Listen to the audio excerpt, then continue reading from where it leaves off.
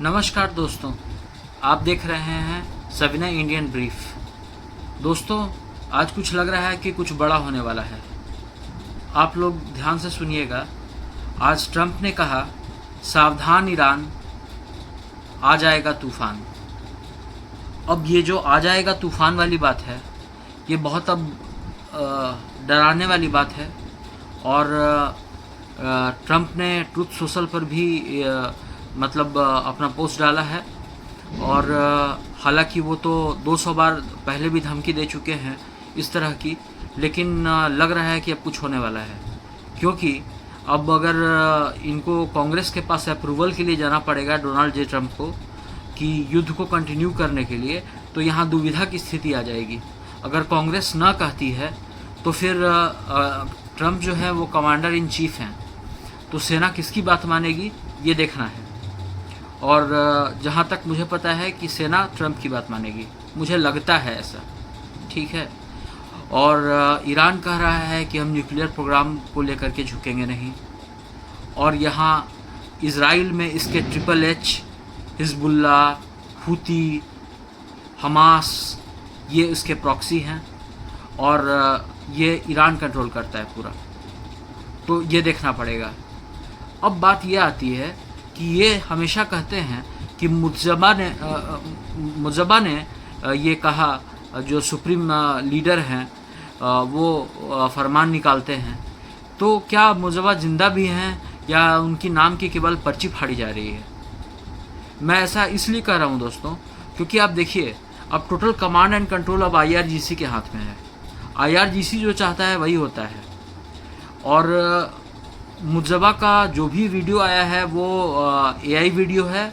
और वो वीडियो जो है उसमें कभी भी इससे पता नहीं चल पा रहा है कि वो जिंदा है या नहीं है। और जो भी वीडियो आप देखते हैं इंटरनेट पर, आपको तो पता है कि वहाँ इंटरनेट कितने दिनों से ऑफ है। तो ये जो वीडियो आप देखते हैं वो वीडियो IRGC असल में मना करके उसको अपलोड करती है। वो वीडियो आप देखते हैं। तो ऐसा नहीं है कि वहाँ पर इंटरनेट का फ्रीडम है और आप एक्सेस करके और आप वीडियो रिकॉर्ड करके आप भेज सकते हैं। तो ये एक बात है। लेकिन कुछ तो खतरनाक होने वाला है, क्योंकि अमेरिका ने इसका संदेश दे चुका है। आप ऐसा भी देखिए कि जो वहाँ के ईरान के प्रेसिडेंट हैं पेजेश्कियान भी IRGC से गाइडेड हैं, क्योंकि वो पहले सॉफ्ट लाइन लेते थे, लेकिन अब उनका भी जो लाइन है वो हार्ड हो रहा है। वो इसलिए हार्ड हो रहा है क्योंकि आप देखिएगा, जब भी पेजेश्कियान को स्टेटमेंट देने आते हैं, पीछे में 2 IRGC के बंदे गन लेके खड़ा रहते हैं। तो Pezeshkian is also in trouble and he is also in A stress and in A position that he cannot negotiate because IRGC is controlling him also, right. तो ऐसा है कि पेजेश्कियान अब जो है IRGC के दबाव में अपना बयान दे रहे हैं। अमेरिका ने कहा है कि ईरानियों स्मार्ट बन जाओ वरना बर्बाद हो जाओगे, शर्त पर समझौता करो। हालांकि ऐसा बयान वो कई बार दे चुके हैं, लेकिन इस बार उन्होंने कहा है कि कुछ तूफान आने वाला है, कुछ तूफानी होने वाला है। अब इस वाक़े को हम कैसे लें दोस्तों? ये क्या बड़ा होने वाला है? ये जो बड़ा होने वाला है ये हमारे आपके समझ से तो परे है, लेकिन लग रहा है कि अब युद्ध एस्केलेट करेगा। और एस्केलेट एक अच्छे स्तर पर करेगा कि इससे पूरा ग्लोबल जो ह्यूमैनिटी है उस पर इफ़ेक्ट पड़ेगा उसका। और आप देखिए, जैसे अभी शुरुआत में जब IRGC ने अपने 35,000 बंदों को मार दिया, या 1.5 साल पहले अपने 70,000 लोगों को मार दिया, अब अगर ऐसा होता है तो स्प्रिंग रिवॉल्यूशन जैसा कुछ होगा, वहाँ पे जनता रिवोल्ट करेगी। तो अब ईरान का पोजीशन भी कोई बहुत अच्छा नहीं है।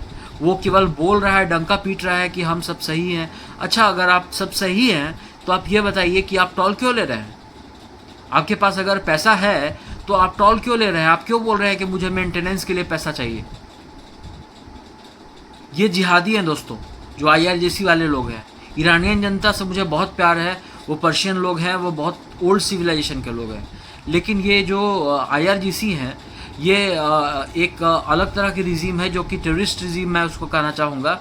और इसमें देखिए दोस्तों, इसमें बहुत ज़्यादा जो है युद्ध एस्केलेशन की चांसेस है, और ये खुद तो बर्बाद होंगे ही, अपने जनता को भी लेकर बर्बाद होंगे। ये बस उसी तरह से पेजेशकियान और ये लोग जो बोलते हैं कि मुस्तफा ने कहा है, वो कुछ उसी तरह से है जैसे तालिबान का लीडर हुआ करता था मुल्ला उमर, राइट। उसके नाम पर तालिबान बहुत सारे बयान देता था, कहता था कि मैं ये करूँगा, मैं मुल्ला उमर ने ये कहा है, वो कहा है। शायद उसी तरह से यूज़ किया जा रहा है मुस्तफा को, क्योंकि अगर वो जिंदा होते तो वो अपना कुछ बयान देते। और आज रात मैं जागूंगा, देखूंगा कि असल में हुआ क्यों। असल में तो मैं आता हूँ सुबह में, लेकिन ये इम्पॉर्टेंट अपडेट्स देनी थी इसलिए मैं आ गया। इज़राइल के राष्ट्रपति के बारे में आपको मैं एक बात बताता चलूँ, जो अभी बहुत इम्पॉर्टेंट चीज़ है कि लोग कह रहे हैं कि पहले तो अमेरिका पे बात कर लेते हैं।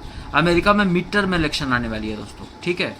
तो अमेरिका में जो मिड टर्म इलेक्शन आने वाली है, तो उसके लिए ट्रंप की रेटिंग बहुत घट रही है। लेकिन आप जानते हैं अमेरिका का एक बिन कहा रूल है। वो रूल ये है कि जब तक आप जीत जाइएगा तब आपकी रेटिंग बढ़ जाती है।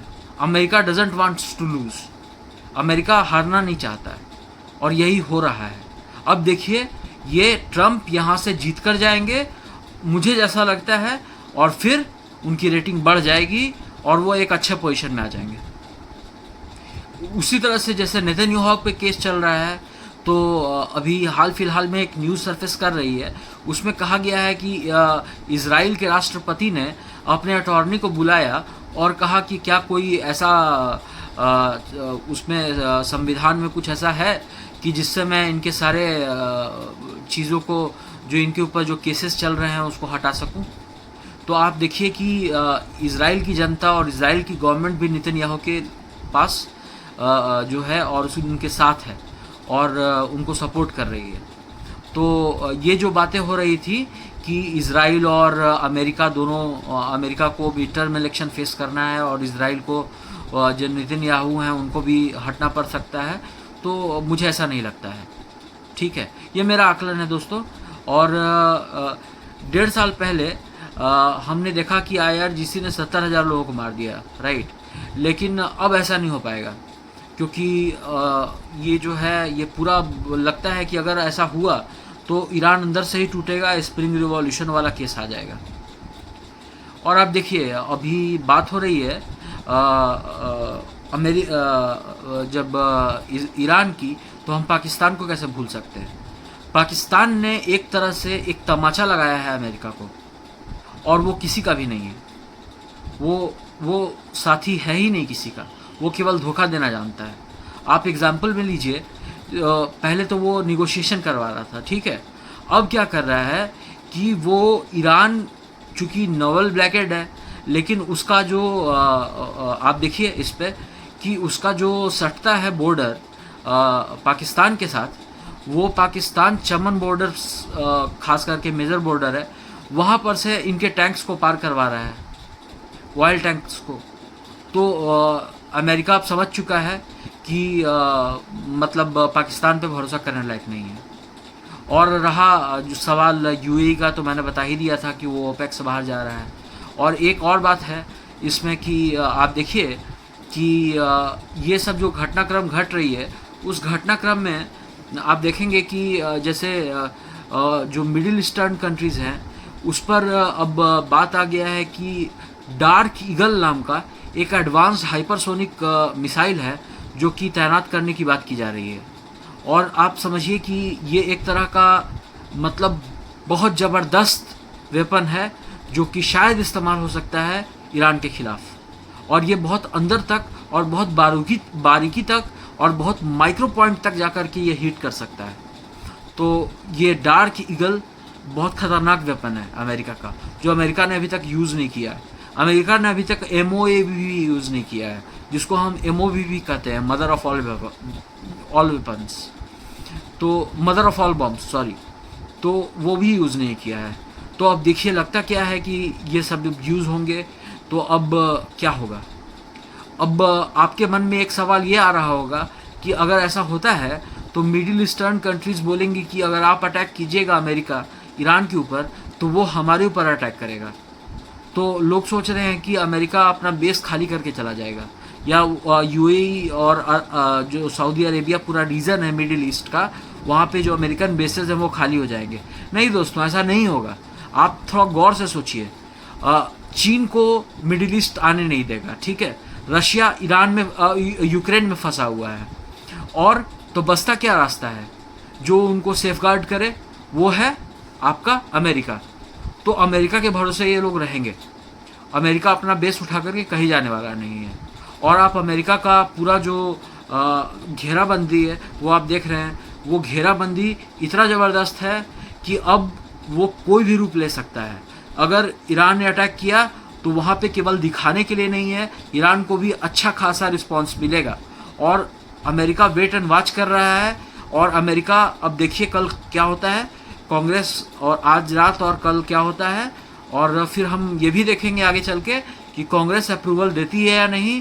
और अगर कांग्रेस अप्रूवल नहीं देती है तो क्या अमेरिकी राष्ट्रपति का बात, और जो चूंकि वो कमांडर इन चीफ भी हैं, तो उनका बात उनकी सेना मानती है या नहीं?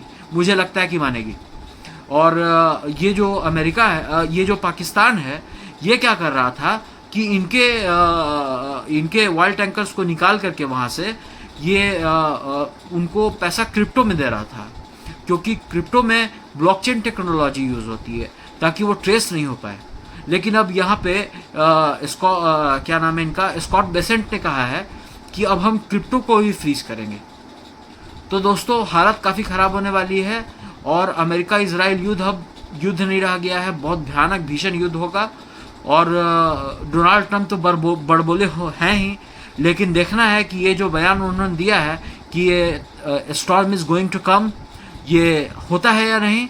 और आप इसका इंतज़ार करते रहिएगा, और मैं भी इसका इंतज़ार करूँगा और देखूँगा कि होता है कि नहीं। और दोस्तों एक और बात कि ये पूरा का पूरा जो मिडिल ईस्ट है, अब ये एक बॉइलिंग पॉइंट पर आ गया है। ये बॉयल हो रहा है मिडिल ईस्ट।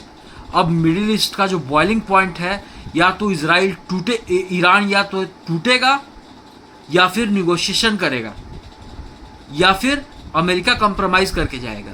अगर अमेरिका कंप्रोमाइज़ करके जाएगा तो डोनाल्ड ट्रंप की रेटिंग नीचे जाएगी, और मिड टर्म इलेक्शंस हाथ पे हैं।